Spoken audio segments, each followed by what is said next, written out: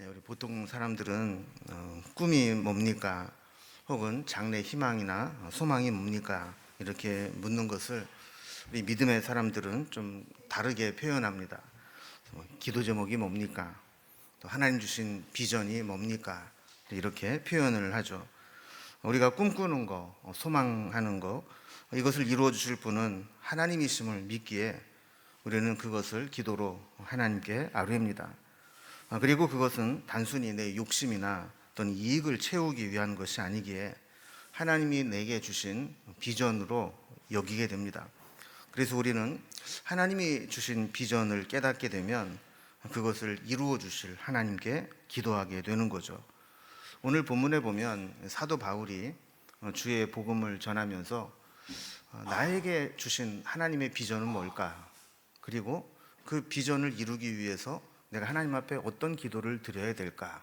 이 부분을 로마에 있는 교회에 함께 나누고 있는 것을 보게 됩니다.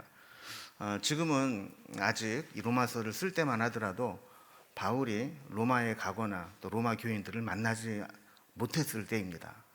그럼에도 불구하고 그의 하나님 주신 비전 속에 보면 바울은 반드시 로마 교회에 갈 것이고 그 성도들을 만나게 될 것이고 로마 교회를 통해서 하나님이 자기에게 하실 그 사명을, 비전을 이루게 하실 것을 믿었기 때문에 그들에게 로마의 편지를 쓰면서 자신의 앞으로의 비전과 사역을 나누고 함께 기도를 하는 겁니다. 우리가 지난번에 살펴본 것처럼 사실 15장 앞부분까지 사도 바울이 로마에 써 보내려고 했던 큰 주제는 다 썼습니다. 그리고 편지를 마무리하려고 하다 보니까 이건 좀 더 하고 싶은 얘기인데 하고 싶은 내용들이 있어서 어떻게 보면 후기처럼 이렇게 덧붙인 내용이다. 지난 시간부터 또 오늘 살펴본 내용까지 그렇다 그랬습니다. 오늘 본문은 앞으로 자신의 계획과 비전을 전하면서 내가 그 하나님 주신 비전 속에 보면 로마에 갈 계획이 있다. 그러니까 로마에 가서 앞으로 이러이러한 사역을 할 테니까 너희들도 미리 좀 알고 나를 맞이해 주면 좋겠다.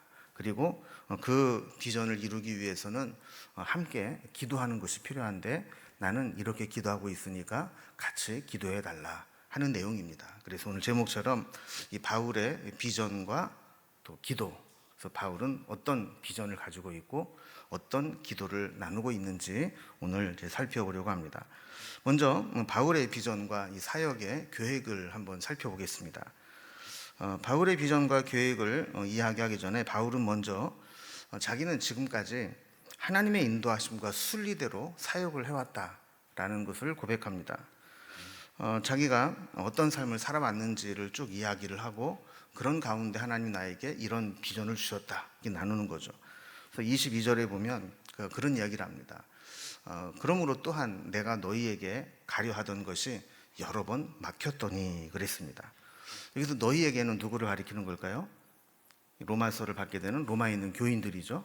내가 로마에 있는 교회 너희들에게 가려고 했었는데 여러 번 막혔다 하는 겁니다.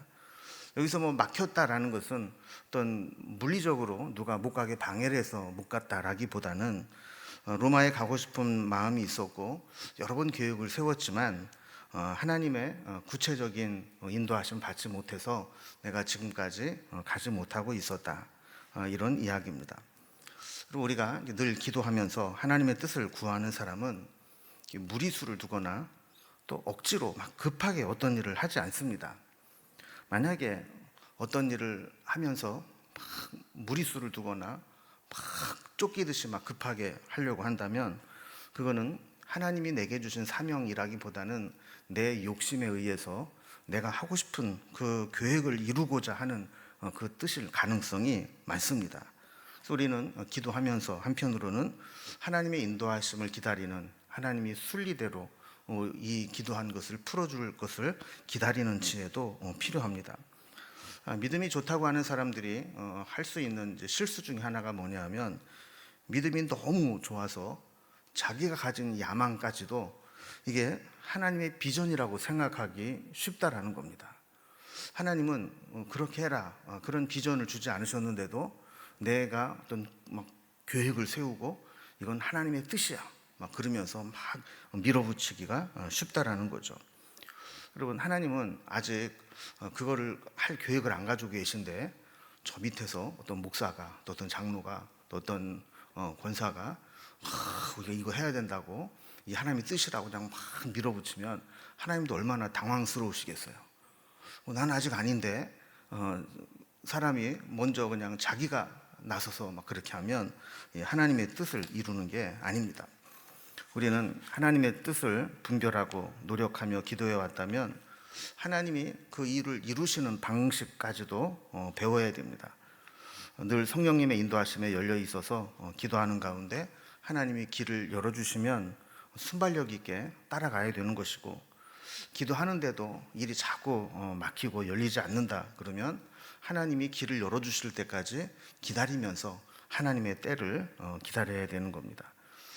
때로는 이것이 내 생각일 뿐이지 하나님의 계획이 아닐 수 있습니다.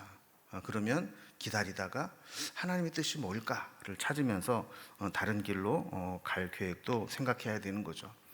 바울은 그가 분명한 뜻을 가지고 있습니다. 내가 로마에 꼭 가고 싶다. 그러나 하나님께서 그 길을 열어주지 않게 되자 내가 하나님이 열어주실 때까지 기다리느라고 여러 차례 내가 계획을 했지만 막혀 있었다라는 이야기를 하는 겁니다. 자, 그런데 이제 두 번째로 보면 이제 바울이 로마와 서바나까지 갈 계획을 가지고 있다라고 이야기를 합니다. 그러니까 아직은 로마에도 가지 못했지만 바울의 선교 계획 속에는 큰 계획이 있는데 23절에 보면 이제는 이 지방에 일할 곳이 없고 그랬습니다. 사실 이 고백만 보면 이 바울이 얼마나 위대한 사람인가를 알 수 있습니다. 이 지방에 일할 곳이 없다. 이 이야기는 바울이 지금 있는 곳에서는 더 이상 복음을 전하지 않은 곳이 없다라는 거예요. 할 수 있는 곳은 다 가서 복음을 전했기 때문에 더 이상 여기에 있을 수가 없다라는 겁니다. 그래서 나는 여기에서 더 할 일이 없다. 난 최선을 다했고 내가 할 수 있는 일대로 다 했고 내가 만나서 복음을 전할 수 있는 곳에는 다 가서 복음을 전했다. 그러니 이제 나는 다른 비전을 찾게 되는 것이고 하나님이 나를 통해서 하시고자 하는 일이 무엇인가를 나는 찾고 있다 하는 겁니다. 그래서 더 넓은 곳으로, 아직 복음이 들어가지 않은 곳으로, 더 크게 쓰임 받을 수 있는 곳으로 가서 복음을 전할 계획을 가지고 있다는 거예요. 그래서 23절을 계속 보면 여러 해 전부터 언제든지 서바나로 갈 때에 너희에게 가기를 바라고 있었으며 그랬습니다.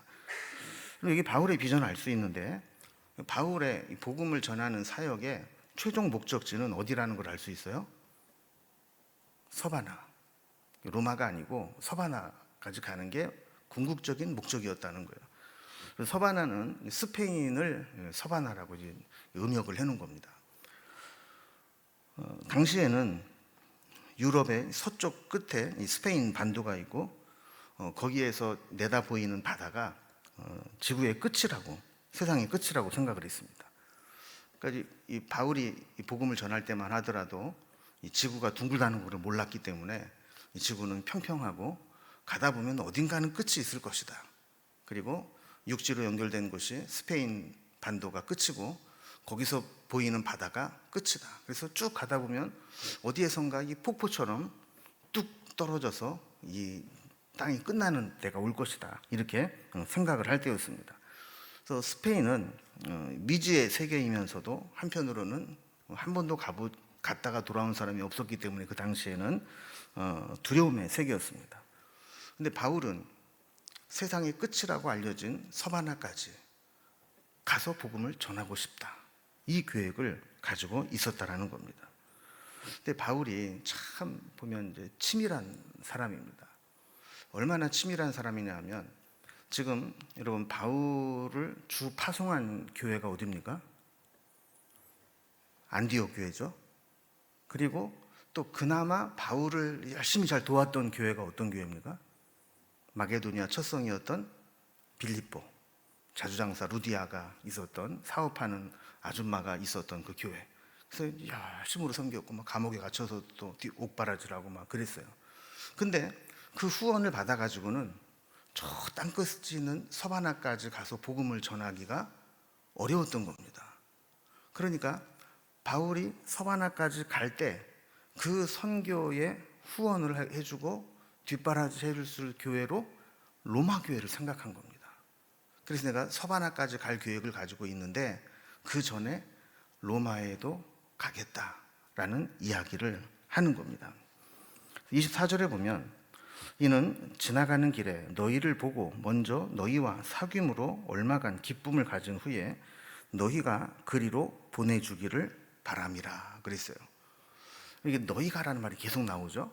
너희가는 누구예요? 로마 교인이죠.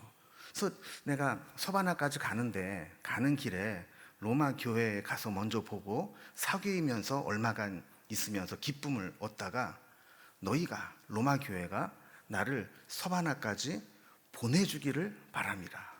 이 보내준다는 얘기는 그냥 잘 다녀오세요 이게 아니라 필요한 경비, 그 선교 후원금을 대달라 이런 얘기를 지금 하고 있는 겁니다. 여러분 여기 보면 이 바울의 인간적인 모습이 잘 드러나 있죠. 우리가 일반적으로 바울 그러면 막 능력의 사도, 위대한 사자, 또 복음 증거자 막 이렇게 우리가 생각을 하지만 한편으로는 연약하고 지치기 쉬운 사람 중에 하나이고 인간적인 약점을 고백하고 성도들이 도와주지 않으면 그 일을 주의 일을 할 수 없는 그런 한계를 가진 인간이다라는 것을 이야기를 하는 겁니다. 그래서 지금 로마에 가서 교인들하고 만나서 교제하고 얼마간 기쁨을 얻은 후에 이 이야기는 뭐냐면 로마 교인들과 교제하고 로마 교인들이 후원을 약속해주고 또 그들과 함께 교제하면서 좀 충전을 받고 싶다는 거예요. 자, 그리고 또 구체적인 도움을 이야기합니다. 24절 마지막 부분에 보면 너희가 그리로 보내주기를 바람이라 그랬죠. 여기 보면 로마 교회가 가지 마세요 그러면 안 가고 가세요 그러면 가고 이런 얘기가 아니라 그랬습니다. 너희가 보내주기를 바란다는 얘기는 서바나까지 가는데 필요한 경비를 너희들이 파송해서 후원해 달라 하는 그런 이야기입니다. 그래서 바울은 로마에까지 처음에 가고 싶었는데 막혀서 때를 기다렸고 이제는 여러 해 전부터 성령께서 이제는 언젠가는 가야 된다는 말씀을 주시는데 그게 로마가 목적지가 아니고 서바나가 목적지다. 세상 끝까지 가서 복음을 전하는 게 내 사명인데 로마 교회가 그 일에 동참해 달라 하는 이야기를 하는 겁니다. 자, 세 번째 바울의 계획은 자 이렇게 서바나까지 가긴 가는데 지금 당장 해야 될 일이 있다는 거예요. 예루살렘에 먼저 다녀와야 한다는 겁니다. 여러분 중요한 일과 급한 일이 있으면 뭐부터 해야 돼요?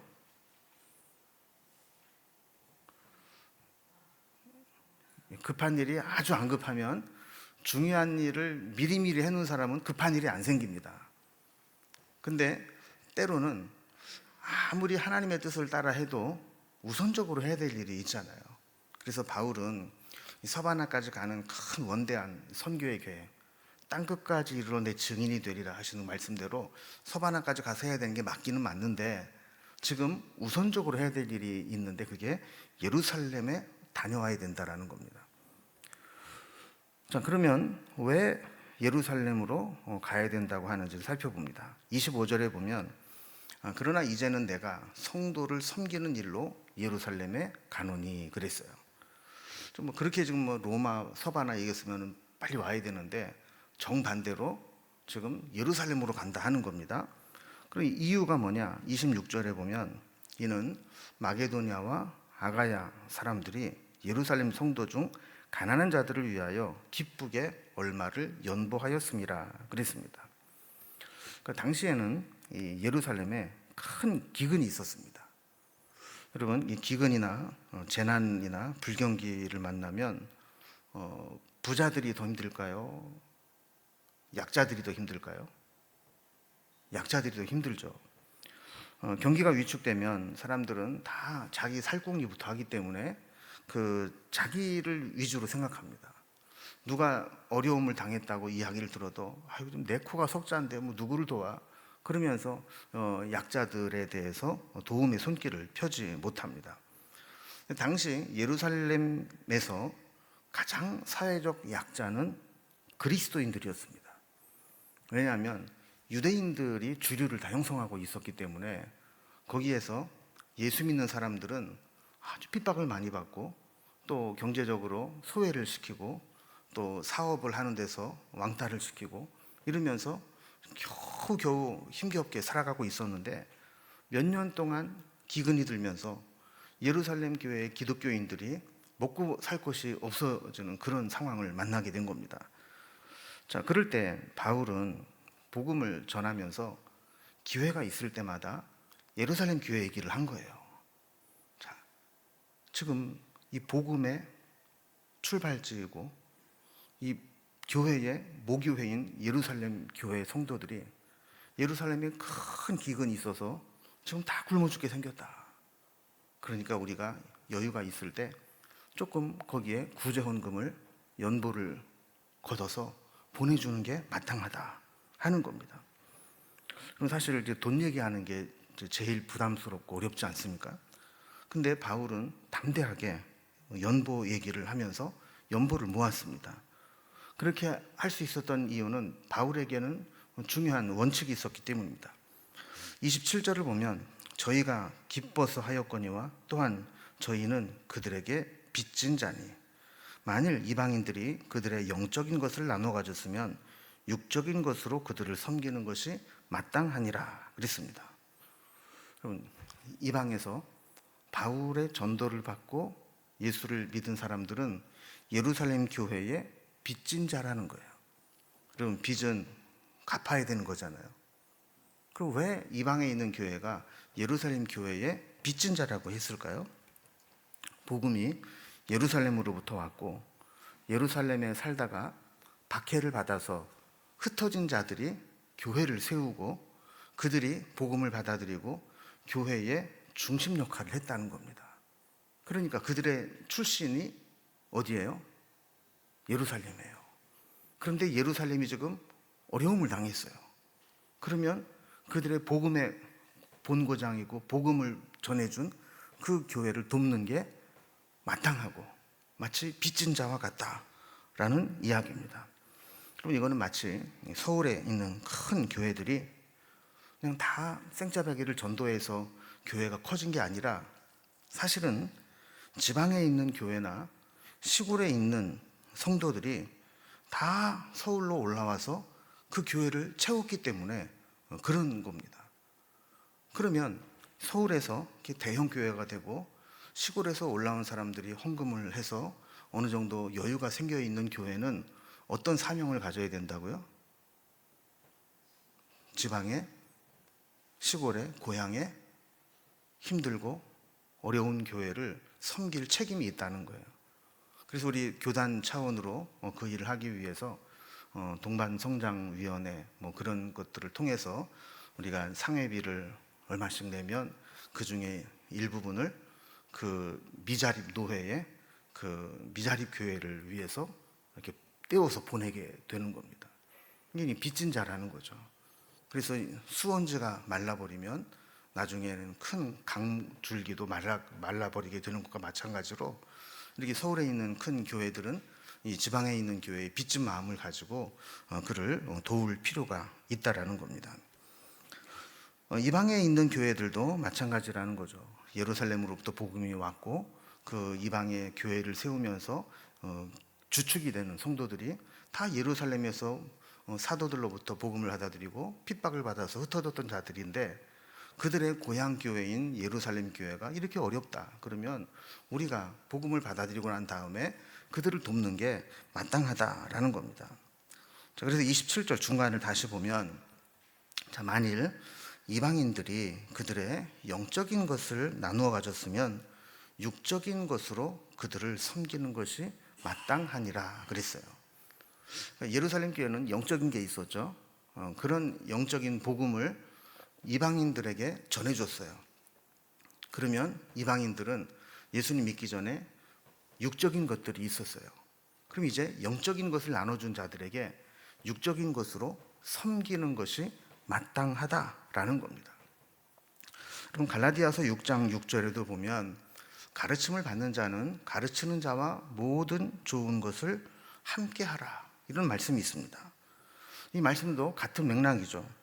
영적인 것을 받았으면 육적인 것으로 섬기는 것이 마땅하다라는 겁니다. 그러니까 말씀을 내가 배웠다, 말씀을 받았다 그러면 내가 말씀을 받았으면 말씀을 가르치는 자에게 내가 이 세상에서 말씀 이외의 다른 것들을 나누는 것이 마땅하다라는 겁니다. 영적인 일에 전념하는 사람들은 육적인 것을 누릴 기회가 별로 없습니다. 그런데 만약에 육적인 것에 여유가 있는 사람들은 영적인 것을 받았으면 육적인 것을 함께 나누는 것이 마땅하다라는 겁니다. 그래서 바울은 예루살렘 교회를 위해서 여러 교회들이 모아준 연보를 가지고 예루살렘 교회에 가서 먼저 그들이 힘들고 고생하고 가난하고 이런 헐벗어 있는 예루살렘 교회에 이방인 교회들이 모아준 연보를 전달을 하고 지금 이방 교회들이 너희를 위해서 이렇게 헌금을 모았고 기도하고 있고 너희를 아끼고 있다, 이렇게 위로해주고 오고 싶다라는 겁니다. 그리고 28절의 말씀대로 이제 예루살렘에 갔다가 이 일을 마치고 나면 그 열매를 그들에게 확증한 후에 너희에게로 들렸다가 서바나로 가리라. 그러니까 지금 이제 바울의 계획은 먼저 어디 간다는 겁니까? 예루살렘 갔다가 다 마치고 나면 로마 교회에 왔다가 로마 교회의 파송을 받아서 서바나로 가고 싶다. 이 바울의 비전과 사명을 로마 교회에게 지금 미리 나누고 있는 겁니다. 자, 그럼 크게 두 번째로 이 바울의 사명을 이야기한 후에 이 사명을 위해서 바울이 로마 교회에 부탁한 기도는 무엇인가 하는 겁니다. 우리가 생각할 때 바울 정도 되면 얼마든지 자기 기도로, 자기 능력으로, 자기 영빨로 하나님 주신 사명 잘 감당할 수 있을 것 같지 않습니까? 근데 바울은 그렇지 않았습니다. 무엇보다도 기도가 절실히 필요하다는 것을 알았고 기도에 부탁을 하고 있는 겁니다. 기도의 능력을 알았기 때문이고 기도 없이 되는 것이 없다는 거죠. 그럼 사실 이제 제가 다음 주 이 시간부터는 잠깐 안 보이잖아요. 그래서 불가리아에서 서울로 있는 목사님 한 분을 만나기로 했어요. 근데 오늘 아침에 연락이 왔습니다.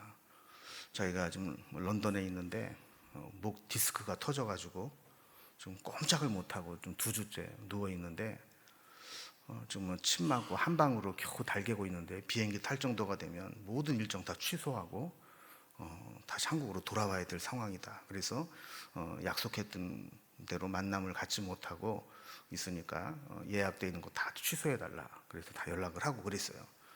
제가 그걸 보면서 정말 기도 없이 되는 건 하나도 없구나, 그런 생각을 했습니다. 물론 그분이 뭐 기도 안 했다는 얘기가 아니라 그런 상황을 보면서 그냥 그래 안식년 뭐 노예 규정으로 당회에서 또 허락했으니까 갔다 오지, 이게 아니라 정말 이 일에 있어서 더 기도해야 되겠구나 하는 생각을 하게 된 겁니다. 바울도 그런 거죠. 그런 관점에서 지금까지 성령의 이끌림 받아서 능력 있게 사역을 했지만 그러나 그의 계획을 이루기 위해서는 내 힘만으로는 안 된다는 것을 알고 있는 겁니다. 그래서 로마 교회 교인들에게 그 기도의 부탁을 하고 내가 지금 이런 기도를 하고 있으니까 너희도 같이 기도해 주면 좋겠다, 이런 얘기를 하고 있는 거예요. 30절을 보면 형제들아 내가 우리 주 예수 그리스도와 성령의 사랑으로 말미암아 너희를 권하노니 너희 기도에 나와 힘을 같이하여 나를 위하여 하나님께 빌어, 그랬습니다. 여러분, 기도의 능력을 알고 또 믿는 사람은 기도해 주는 것이 가장 큰 사랑이고 선물임을 잘 알고 있습니다. 근데 사람들은 보통 목사가 성도를 위해 기도해 주고 부모가 자식을 위해 기도해 주고 스승이 제자를 위해 기도해 주어야 된다고, 그게 당연하다고 생각합니다. 물론 맞는 이야기입니다. 윗사람은 기도의 사명이 있습니다. 좀 세게 얘기하면 기도도 안 하고 윗사람 노릇하고 어른 대접 받으려고 해서는 안 됩니다. 윗사람이라면 응당 아랫사람을 위해서 기도의 사명을 감당하고 기도해 주어야 합니다. 그러나 이 기도는 꼭 윗사람이 아랫사람을 위해서만 할 수 있는 것은 아닙니다. 우리는 예수 이름으로 누구든지 기도할 수 있고 누구나 기도의 사명을 감당할 수 있기 때문에 그렇습니다. 그래서 기도는 서로 함께 하는 게 필요합니다. 목사는 성도를 위해서 기도하고 성도는 목사를 위해 기도하고 부모는 자식을 위해 기도하고 자식은 부모를 위해 기도하고 스승은 제자를 위해 기도하고 제자는 스승을 위해 기도하고 이렇게 함께 기도하는 게 필요하다라는 거예요. 그래서 너희 기도에 나와 힘을 같이 하여 나를 위하여 하나님께 빌어달라고 부탁을 하는 겁니다. 여기 보면 너희 기도에 나와 힘을 같이 하여 그랬어요. 그러니까 로마에 있는 교인들에게 기도할 때 나와 힘을 같이 해서 기도하자 하는 겁니다. 그럼 어떤 사람은 기도 부탁을 하는데 자기는 기도 하나도 안 하고 기도 부탁만 열심히 하는 사람이 있습니다. 그럼 그건 올바른 자세가 아닙니다. 내가 기도의 부탁을 하면 나도 그만큼 기도의 사명을 가지고 그 기도에 함께 기도해야 된다라는 거죠. 그래서 바울과 지금 로마 교회는 그런 기도의 동역자가 되기를 원하는 겁니다. 그래서 함께 기도하자. 그래서 31절부터 32절에 보면 바울이 로마 교회에 부탁한 기도 제목이 나옵니다. 그럼 어떤 기도 제목을 나눴는가 한번 봅니다. 첫 번째로는 나로 유대에서 순종하지 아니하는 자들로부터 건짐을 받게 하고, 자, 이 기도를 부탁을 했어요. 그럼 여기에 유다에서 순종하지 아니하는 자들은 어떤 사람들을 이야기하는 걸까요? 이 복음의 대적자가 된 유대주의자들입니다.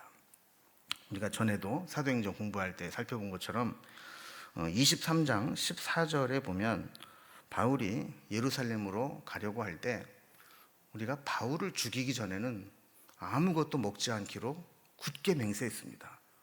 이런 사람이 40명이나 됐다 그래요. 그러니까 바울을 죽이겠다고 한 결사대가 40명이나 있었다는 겁니다.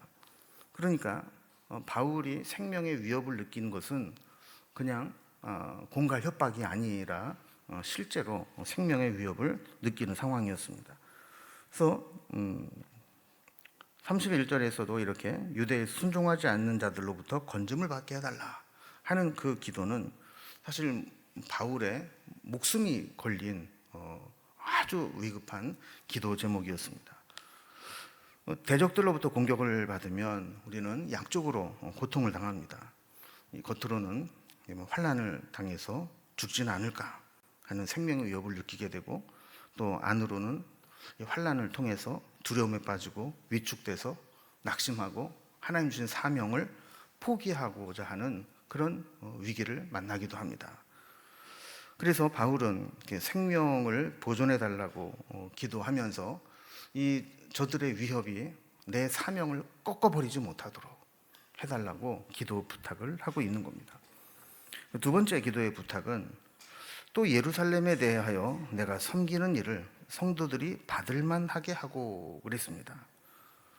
받을만하게 한다라는 게 참 중요한 말인데요. 그러니까 일하는 사람, 수고하는 자들이 가장 낙심될 때는 뭐냐면 내가 선의로 좋은 뜻으로 했는데 오해를 받거나 그것을 왜곡해서 선한 열매를 맺지 못하고 역효과를 내는 경우가 있다라는 겁니다. 그럼 사람이 꼭 나 같지 않습니다. 내 마음 같지 않습니다. 나는 그런 의도로 한 것이 아닌데 그것을 곡해하고 오해하고 잘못 삐딱하게 받아들여서 나의 선한 의도를 왜곡시키는 경우가 있습니다. 그래서 바울은 31절 뒷부분에서 내가 섬기는 일을 성도들이 받을만하게 하고라고 기도 부탁을 했습니다. 특히 지금 바울은 예루살렘 교회에 갈 때 뭘 가지고 가요? 연보를, 다른 이방인 교회에서 헌금한 것들을 모아가지고 가서 전달하러 가는 겁니다. 근데 이게 돈을 전달함에 있어서 항상 사탄이 역사하기 쉽고 또 오해를 하기가 쉽다라는 겁니다. 그래서 내가 정말 수고하고 또 힘든 이야기해서 헌금을 모아서 가는데 이거를 예루살렘 교인들이 잘 받아들이게 해달라. 그럼 예를 들어서 어떤 사람이 우리는 저 이방인들이 준 거는 굶어 죽으면 죽었지 내가 못 받습니다. 뭐 이렇게 한다거나 아니면 보니까 액수가 비는 것 같은데 바울이 주권에서 배달 사고 난 거 아닙니까? 한다거나 아니 우리를 지금 뭘로 보고 지금 그런 걸 합니까? 이렇게 오해를 한다거나 그러면 아무리 좋은 의도로 했다 할지라도 그것이 받아들여지지 않는 것이 되고 역효과를 낼 수밖에 없다라는 겁니다. 그래서 바울은 그거를 깨달았던 겁니다. 아무리 좋은 일도 기도가 선행되고 기도가 뒷받침되지 않으면 사람의 뜻대로 되지 않을 수 있구나. 그래서 로마에 있는 교인들에게 내가 지금 예루살렘 교회 갔다가 오게 되는데 내가 가서 하는 일이 예루살렘 교회 교인들에게 잘 받을 만하게 그들이 잘 받아들일 수 있도록 해달라. 이렇게 기도를 하고 있는 겁니다. 세 번째 기도 부탁을 하고 있는 기도의 제목은 나로 하나님의 뜻을 따라 기쁨으로 너희에게 나아가 너희와 함께 편히 쉬게 하라 그랬습니다. 바울은 복음을 위해 살기로 하면서 사실 난 편하게 살았다, 난 좀 행복하다, 즐겁다 이런 표현이 한 번도 없습니다. 바울은 사도행전을 되돌아보면 특히 전도 여행을 마치고 예루살렘으로 돌아갈 때 그가 뭐라고 고백합니까? 환난과 결박이 나를 기다리고 있으나 그랬어요. 바울은 복음을 전하는 것도 고난이었지만 이제 모든 복음 전도를 마치고 예루살렘에 연보를 갖다 주러 가는 그 길도 환난과 결박이 기다리고 있다는 것을 알았습니다.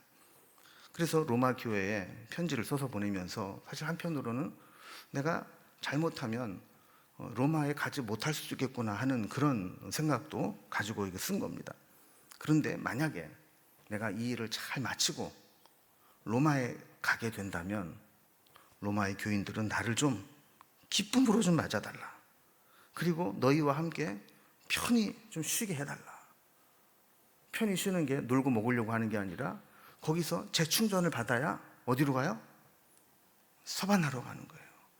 그래서 로마 교인들이 나를 좀 잘 쉬게 해줘서 그 힘을 가지고 땅끝이라고 알려진 서바나까지 가서 복음을 전할 수 있도록 그렇게 해달라라고 이야기를 하는 겁니다. 여기 보면 바울의 위대한 신앙이 나오는데 32절 맨 앞부분에 보면 어떤 단서가 붙어요? 하나님의 뜻을 따라. 좀 바울은 로마에 가서 로마 교인들이 좀 자기를 좀 섬겨주고 그러면 쉬기도 하고 위로도 받고 싶고 하긴 하지만 최종 결제는 하나님이 내리시는 거라는 거예요.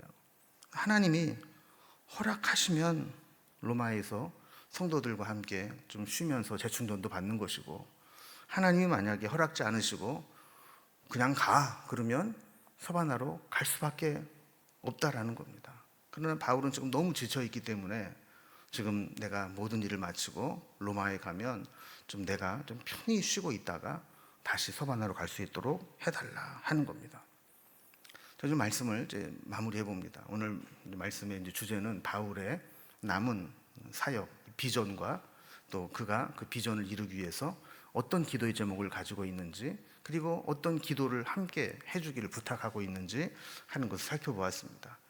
자, 그렇다면 우리에게는 어떤 비전이 있습니까? 하나님께서 내게 주신 소망, 내게 맡겨진 사명은 무엇입니까? 이것이 있어야 사실 우리는 기도가 힘이 있어집니다. 하나님께서 나에게 이 사명을 맡겨주셨다. 나에게는 이런 비전이 있다. 그럴 때 그 비전을 이루기 위해서 나에게 필요한 것이 무엇인가를 하나님 앞에 구하고 하나님 앞에 기도의 힘을 가지고 간구할 수 있는 겁니다. 바라기는 우리에게도 하나님이 내게 주신 남은 사명과 비전이 무엇인지 그리고 그것을 위해서 내가 어떤 기도를 해야 되는지 다시 한번 돌아보면서 하나님 주신 사명과 비전을 향해서 달려가는 저와 여러분이 될 수 있기를 주님의 이름으로 기원합니다.